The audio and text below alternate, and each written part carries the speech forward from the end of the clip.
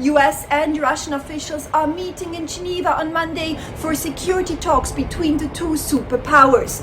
The closed-door negotiations at the start of the new year are part of the strategic stability dialogue, which was initially focused on resuscitating post-Cold War nuclear arms control treaties and was relaunched by U.S. President Joe Biden and his Russian counterpart Vladimir Putin at their face-to-face summit last June, which also took place in the Swiss city.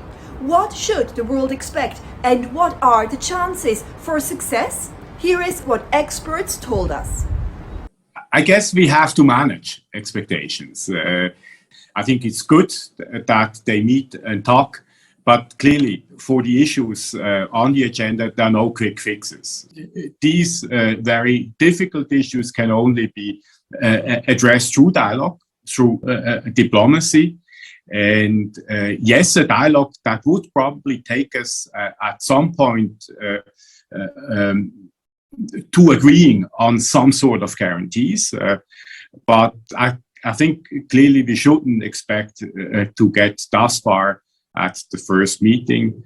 I would expect this first meeting to be an opportunity to spell out mutual concerns, to spell out mutual expectations. I have no doubts that this geopolitical competition, that this geopolitical rivalry will continue throughout 2022. But I would hope, and I would see in these talks that we are about to see in Geneva, an indicator for the will of great powers to at least manage this competition. And perhaps even manage this competition carefully. This would imply, that they identify areas of common interest where they would agree to cooperate despite of this competition. And there are some obvious potential areas of cooperation.